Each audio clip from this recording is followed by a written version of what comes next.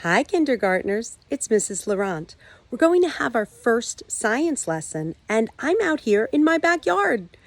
We're going to have our first unit, which is called Trees and Weather. And the first thing we're going to talk about is trees.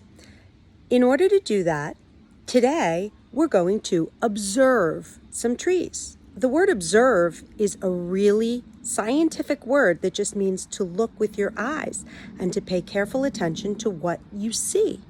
So let's observe a tree. Here we go. The tree I was just standing in front of is this one. It's a pretty old tree. It's very tall. It keeps going. Oh my goodness, it keeps going up. Wow, that is a tall tree. What do you observe about this tree? Well, let's see. If I come up really close to it, I observe that it actually has this green stuff on it called moss. It's got a lot of moss on the tree. I also observe that it has this little circle right here. I observe that it has a lot of different limbs coming from it. It has a big trunk at the bottom, and then it comes up, and I count 1, 2, there's one behind it, 3, 4, 5 different limbs on this tree. I also observe that if I look up a little bit more, I see leaves. Let me pull one down so that we can see it close up. These are some of the leaves. I also observe that there's holes in these leaves, so I don't know if maybe an insect was eating them. I also am observing that the leaves are changing color on this tree. They're not all green the way they were in the summer. So that must mean that it's going to be fall soon. And these leaves will one day fall down. We'll study this tree all year. We're going to kind of adopt this tree. And I'll talk about it throughout the seasons of the year. At home, I would love for you to pick a tree in your yard that you can adopt also, that you can take a really good look and, what's that big word? Observe what's going on with that tree.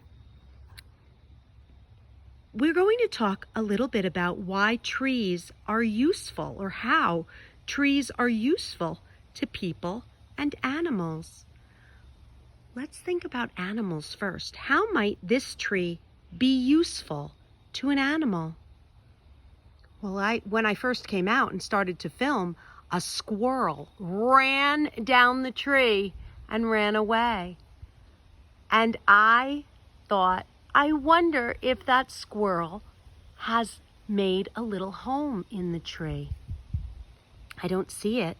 In the winter, you can see squirrels' homes in the trees. We'll take a look when it gets to be winter.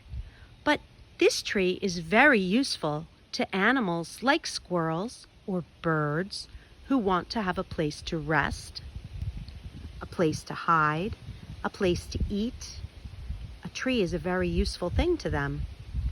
How is a tree useful to people? What is a tree made of? A tree is made of wood. And if you look over here, you can see my fence, which is also made of wood. And they needed to use a tree to make this fence. So wood is very useful to people. Sometimes you use it for furniture. Maybe the chair you're sitting in right now is made of wood. That came from a tree. So trees are very useful to people. This particular tree is useful to my family, and I'm going to show you how. Take a look. A swing is very useful for our family, and it hangs from this tree. Sometimes people use trees to hang clotheslines, zip lines even. Sometimes people use trees to hang other things too, bird feeders, some things like that. Can you think of a way that a tree is useful to people? Think about it. What about an apple tree or a peach tree or any other tree that has fruit that you could eat? That's very useful to people. Can you think of another way that a tree is useful to people?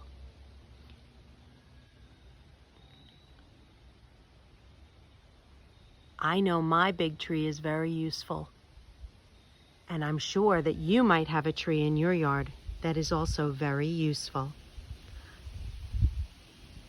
If you can take your science notebook and open it to the first page, could you draw either my tree or a tree of your own that is in your yard?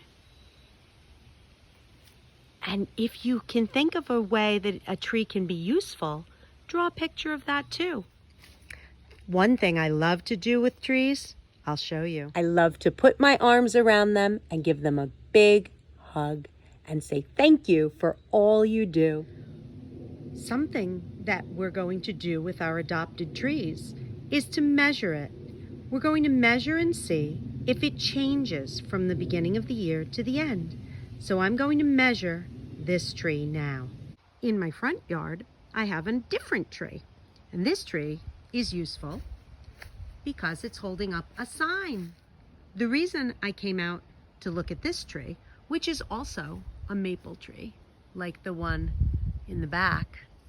We have a lot of maple trees here. I wanted to share something about this tree that was interesting. We planted this tree 6 years ago. 6 years ago, this was just a big twig, basically. The trunk of the tree was about the same size as this branch. It was a very small, little, tiny sapling.